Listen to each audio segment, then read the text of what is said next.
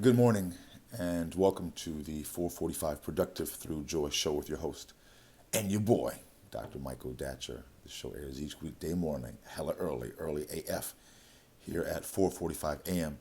on YouTube's Michael Datcher channel. We also air at 4:45 p.m. on Facebook Live. Today we're talking about a super powerful topic and one that's really resonating with me right now about the connection between courage and productivity. If you're new to the show, please go to productivethroughjoy.com. See about us. See about us. We speak to groups, schools, and organizations about being productive through joy. We also, of course, speak to individuals who are looking to upgrade their level of productivity by we offer them a live one-on-one productive through joy consulting. So thanks for being here. So allow me to say a few words about myself before we move on.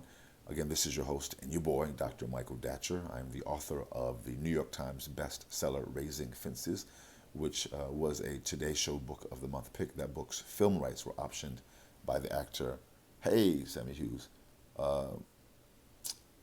actor Will Smith, whose people called my people, and I eventually agreed to write the screenplay for that particular project.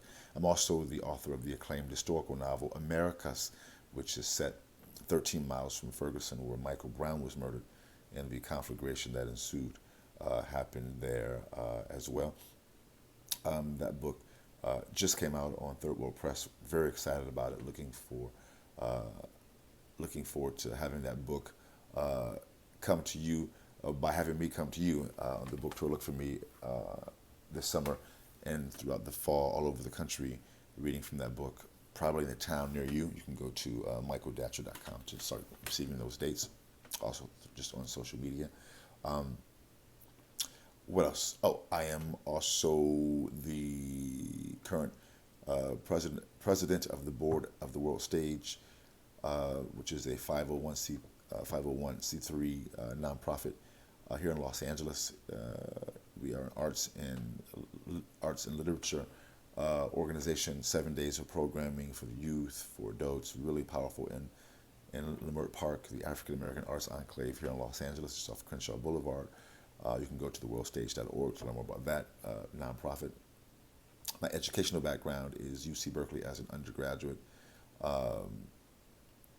My master's is from UCLA, and my PhD in English literature is from the University of California at Riverside. I'm currently a professor of English literature at LMU, Loyola Marymount University here in Los Angeles. Listen, I'm an expert at being productive. I don't say that to brag or boast, but people are oftentimes surprised at my level of productivity given my crazy personal narrative. I am the product of a young girl who was raped at 16, gave birth to me at 17, then subsequently gave me up for adoption as to a single divorcee. Who is amazing, was amazing, yet at the time, no biological father, no adopted father. Listen, difficult times for the young MD. Yet, that's cool. Modi famously said, "How you like me now," right? And if I can be this productive through joy, I know so can many of us who are watching this show. And in many ways, listen, that inspires this show. We know what it's like to come through difficulty. And folks like us who come through difficulty, we deal with so much. I was reflecting upon that this morning, just my journey. And I know that my journey is not so unique in the work that needs to be done to maintain an attitude of courage because of our past can follow us throughout our days. So that is a brief introduction to me. Again, we're talking today about today's topic, which is courage and productivity. Again, go to productivethroughjoy.com, see about us, learn about what we do. All right, we have a very, very powerful program. So let's dive in. In the morning show, we like to also touch on the ideal of framing your day before your day has a chance to frame you. For many of us, we wake up with trouble, problems on our mind, which came from the night before. Oftentimes,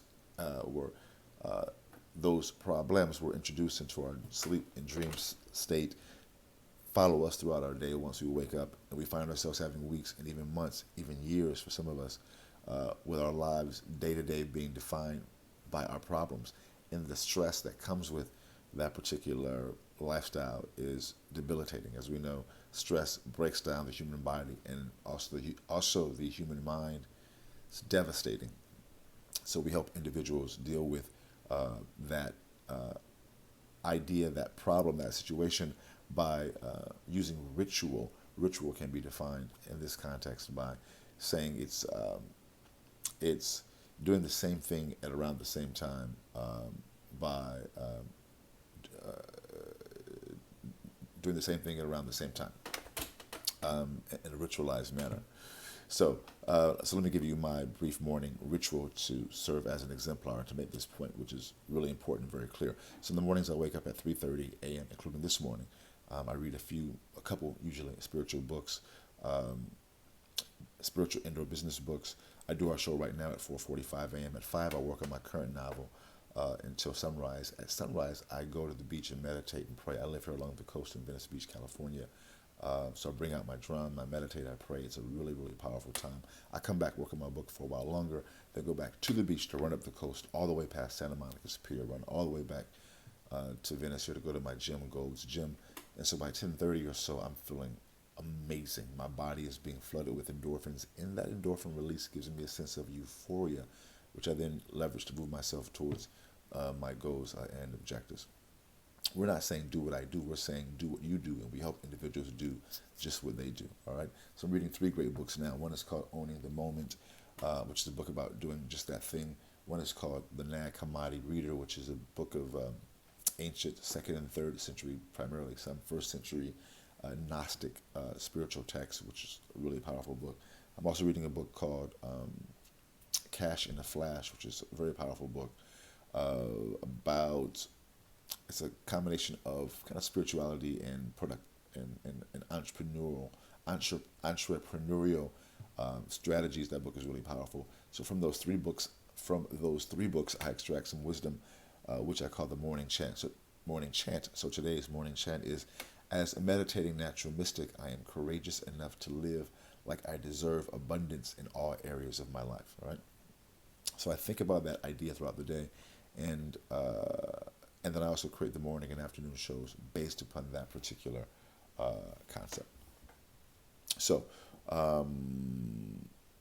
yeah, let's dive into the topic as we talk about courage and productivity today. So let's dive in. So point 1 is that you want to be able to confront and do some due diligence about the times and the areas and the times and of the areas of your life where you've not been courageous. I've been confronting that in my own life over the last few days. I recently had a birthday, and I like to contemplate, where I've been, the most recent revolution around the sun, and kind of take inventory. What I came to, embarrassingly enough to myself, and in some ways, is that I've allowed fear. So I've allowed fear to define certain aspects of my life, including